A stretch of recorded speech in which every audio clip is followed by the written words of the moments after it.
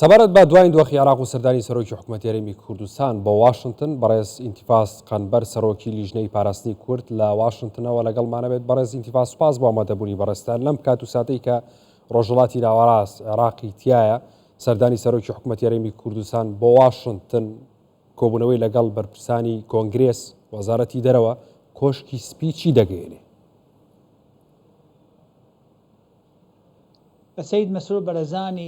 بەڕێز مەسرور بارزانی سەرکەوتوو بووە لەوەی کە گۆڕانێکی زۆری لە هەرێمی کوردستان ئەنجام بدات لەسەر ئاستی ناوخۆی و دەرەکی. ئەمەش پەیوەندیەکی زۆری بە سەرکردایەتیان ناوازەکەی واروەها پەیوەندی لەگەڵ ئەمریکا هەیە. زۆرێک لە هەمە چەشنکردن لە ئابووری هەرێمی کوردستان و تێپەڕاندنی قۆناغی داعش بە سەلامەتی کەم گەورەتری مەترسی بوو لەسەر ناوچەکە و هەروەها گۆڕینی شێوازی پەیوەندی نێوان هەرێمی کوردستان و ویلایەتە یەکگرتووەکانی ئەمریکا بۆ ئاستێکی دیکە و بەرزکردنەوەی ئاستی هەماهەنگی و ڕێزگرتنی هاوبەش هەموو ئەمانە ڕۆڵێکی زۆر گرنگیان هەبوو. من هەمیشە گوتوومەوە ڕێز مەسرور بارزانی سەرکەوتوو بووە لەوەی کە عەقڵیەتی کوردی لە حوکمی خۆزەیی بۆ عەقڵیەتی هەرێمی فیدراڵی بگوازێتەوە، هەرێمێک کە مافی زۆری هەیە، ئازادی زۆری هەیە بە گوێرەی دەستور. ئەمانە هەموو جێگر کراوم. پێم وایە ئەم سەردانە لە کاتێکی زۆر هەستیار و مەترسیدارە بۆ سەر هەرێمی کوردستان و جیهان و ناوچەکە بەگشتی ئێمە متمانێتەوەیشمان هەیە کە بەڕێز مەسرور بارزانی دەنگێکی بیسترا و بەهێزی دەبێت لە واشنگتن، بە تایبەتی کە ئەم سەردانە لەسەر بانگەشتێکی فەرمی ئەنتۆنی بلینکن وەزیری دەرەوەی ئەمریکا بووە. گەلک جۆرە بەحسە چۆرە سەرکردنەوە پرسگرێکی نێڤبەرە هەولێر و بەغدادا تایبەتیژی وێ دەمە هەستیار بن پێکردنەوە دەستور ئەو بڕیارên دادگاha فدرالی دەرحەقی کوردستانê de ji bo yani mafê pêkhateyan jî tê xwarin. Emerîka taybettî divê serdanê da ya serokweziran heta çira de dikare bibe layinê sêyem nêvbera Iraq û Kurdistanê da ji bo çareserkirina pirsgirêkan.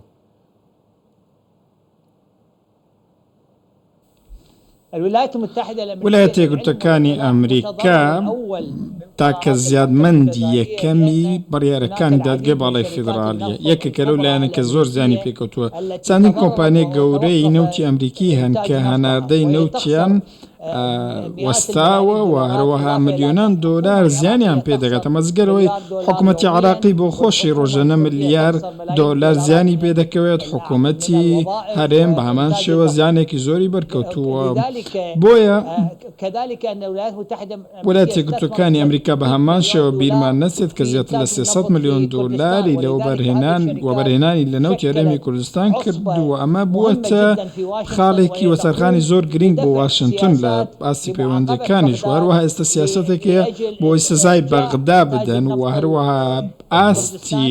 نەوتی هەرێمی کوردستان و هەناردەکردنەوە دەست پێ بکەنەوە. بە هەمان شێوە ویلایەتە یەکگرتووەکانی ئەمریکا زۆرترین سەربازی لە هەرێمی کوردستان هەیە لە نێو عێراق. ئەوان لەلایەن پێشمەرگەوە دەپارێزرێن، لەلایەن حکوومەتی کوردیەوە دەستدرێژیان ناکرێتە سەر، میلیشیان نییە لە کوردستان بۆی هێرشیان بکرێتە سەر. بۆیە پەیوەندێکی استراتیژی زۆر باش و گرنگ هەیە و بەڕێز مەسرور بارزانی من پێم وایە هەموو ئەمانە دەخاتە سەرمێزی گفتوگۆکان و خاڵ دەخاتە سەردێرەکان و ئەو بە بوێری و ڕازگۆی خۆشی و هەڵوێستەکانی ناسراوە. باشەم گرنگیە بۆ ئەمریکا، ینی ئەم سەردانە گرنگی بۆ ئەمریکا چییە؟ ئەمریکا هەرێمێکی هەمیشە ئەڵێت هەرێمێکی کوردستانی زۆر بەهێزم ئەوێ،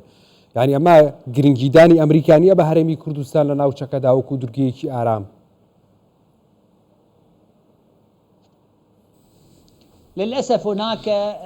بەداخەوە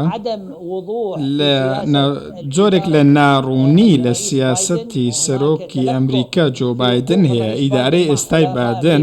زۆرێک لە هێواشبوونەوە لە پەیوەندیەکان هەیە، نەک بەتەنیا لە هەرێمی کوردستان بەڵکو بگرە لەگەڵ سعودیا، لەگەڵ وڵاتانی دیکە و هەوڵێک هەیە بۆ ئەوەی لە ئێران نزیک بنەوە. ئێمە دژێوەنی لە ئێران نزیک ببنەوە، بەڵام نابێت ئەم نزیک بوونەوە لەسەر حسابی دۆستەکان و بێت و کورد و پێشمەرگە گرنگترین هاوپەیمانی ئەمریکان لە ناوچەکەدا. پێم وایە ئەم کات و ساتەی ئێستا و دوای ئەو شەڕی لە ڕۆژهەڵاتی ناوەڕاست بەرپا بووە، ئەمریکا ئێستا زۆر بەباشیرەوە تێگەیشتووە کە هاوپەیمانی لەگەڵ هەرێمی کوردستان سبایەخێکی هەیە بە تایبەتی لەگەڵ پێشمەرگە، کە ئەمریکا بۆ خۆی پێی وایە پێشمەرگە بەهێزترین هاوپەیمانێتی لە دەرەوەی ناتۆ و هەروەها هاوپەیمانێکی سەرەکی ڕوبەڕووبوونەوەی تیرۆر و سەقامگیرین. سر مسئله وکشاندن هیزن اف پیمان و طایباتجی امریکا کو داخوازه که سرکی و هیزن شیعه یند نوا عراق دال سروی دیتنا امریکا جهشتنا عراق کردستان و الپیشیانجی جهشتنا نافچین عراقی ناوراست و باشوروی ایدی هیزن خود زیرترت نوا کردستان دا کن وفکت چون که یکم چیزانی یعنی مازنترین قنصل خانه امریکا ایدیل کردستان الهولیری تیت آوا کرن ئەمە بابەتێکی زۆر گرنگە مەترسیدارش لە هەمان کاتدا من ئاماژەم پێ کردو کە زۆرترین هێزی ئەمریکا لە ڕۆژی ژمارەوە لە هەرێمی کوردستانە لەلایەن هەرێمی کوردستانەوە دەپارێزرێن و هیچ هێرشێکێکیان ناکرێتە سەر تەنانەت گروپە چەکدارەکان پەرلەمانیش ماف و تایبەتمەندی ئەوەیان نییە دەک بە کشانەوەی هێزەکانی ئەمریکا لە ناوچەکە بدەن چونکە کشانەوەی هێزەکانی ئەمریکا تەنیا لەسەر داواکاری حکوومەتی عراقی دەبێت بە گوێرەی ئەو ڕێکەوتنەی کە ساڵی 2014 لەگەڵ سەرۆکوەزیران حایدەر عەبادی واژۆکراوە کە یەکێکە لە هاوپەیمانانی ئێستای چوارچێوەی هەماهەنگی و پێکێنەرە حکوومەتەکان ناکرێت ئەم ڕێکەوتنە هەڵبۆشێنرێتەوە بەبێ ئەوەی هەردوو لە ڕازی بن بۆی بکشێنەوە و هەروەها پێویستە ساڵێک مۆڵەت بدرێت بە هێزەکانی ئەمریکا بەلەوەی بکشێنەوە من پێم وایە حکوومەتی عراقی نەک حکوومەتی هەرێمی کوردستان چونکە حکوومەتی هەرێمی کوردستان لەبەر سیاسەتی دەرەوەی عراق ناچاری هەندێک شتە بەڵام ئەگەر هاتوو شتێکی لەو زۆرە ڕوویداوە هێزەکانی ئەمریکا لە ناوچەکە کشانەوە ئێمە داوا دەکەین هێزەکانی ئەمریکا لە کوردستان بێنەوە ئەگەر لە عراقش بچنە دەرەوە چونکە ئێمە پێمان وایە بەرژەوەندی ئەمریکا لەو شتەدایە و بەرژەوەندی کوردیش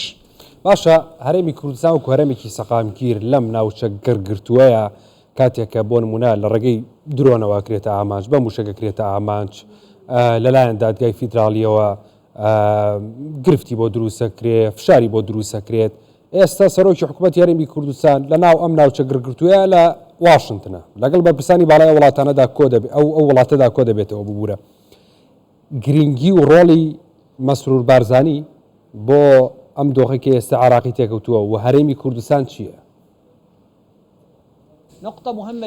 خاڵێکی زۆر گرنگیە من هەمیشە دەڵێم هەرێمی کوردستان دوورگەیەکی بچووکە لە نێو دوورگەیەکی بچووکە لە نێو دەریایەک لە تاوان و تیرۆر لە ئەم دوورگەیەکی گەشە سندووە من پێم وایە ویلایەتە یەکگرتووەکانی ئەمریکا لەوە تێدەگات کە ئەم دوورگەیە چەندە گرنگەوە لەو سەقامگیریە کە تێیدا لەو دەریایی کە پڕە لە تیرۆریزم و کوشتن و شەڕ و ئەمریکا زۆر باش دەزانێت کە پێکاتەکان لە نێوانیان کریستیانەکان کە کەمترین ڕێزیان دەگیرێت لە عراق و ئەوانەی کە لە هەرێمی کوردستان بە پێچەوانەوە ڕێزیان دەگیرێت و قەدریان دەگیرێت لە بارودۆخی ئێستا لەو شەڕێکە لە ڕۆژهەڵاتی ناوەڕاستەیە لە نێوان غەزە و ئیسرائیل و یاخود ئیسرائیل و حەماس ئەمریکا پێویستی بە هەموو هاوپەیمانێکە لە ناوچەکەدا و ئەمریکا هاوپەیمانی زۆر نادۆزێتەوە لە ئێستادا گەلی کورد و حکوومەتی کوردی هاوپەیمانێکی سەرەکی ئەمریکان وەکو وتم لەو دەریایی پڕ لە پشێوی و ئاڵۆزی و شەڕ بەهای هاوپەیمانی کورد و ئەمریکا زیاتریش دەبێت و بەهایەکە زیاتر بەرد دەبێتەوە بە تایبەتی لە سەردانەکەی مەسرور بارزانی ئەم بەهای دوهێندە دەبێت وێ سەردانەدا تایبەتیژی پێشخستنەوە پەیوەندیان ژالیە ئابووری بازرگانی و بەرهێنان ئەمریکی چونکە هەر وڵاتێک حتا چەند پێشکەفتی و ئاوادان بە هەر پێتوی وبرانینا بیانی هەیە حتا چرا دە ئەف سەردان دێوا بکەن وبەرهێنانە ئەمریکی ناوە هەرێما کوردستانێدا زێدەتر بەرەف پێش و بچە پەیوەندی تونتر و پێستر بن وەبەرهێنان یاخود گەورەترین وەبەرهێنان لە ناوچەکەدا بریتە لە نەوت هەرێمی کوردستان ڕۆژانە نزیکەی 400,000 بەرمیل نەوت بەرهەم دەهێنێت ئەمە لە ساڵی 2023ەوە لە مانجی ئادارەوە ڕاوەستەوە ئەمە بزیانی هەبووە بۆ ئابووری عراق و کوردستان و تەنانەت بۆ ئەمریکاش ئەو کۆمپانی ئەمریکانەی کە لە ئێستا ئەم ئەپیکۆر ڕێکخراوێکیان یاخود کۆمەڵەیەکیان پێکەینەوە فشاریان خستوتە سەر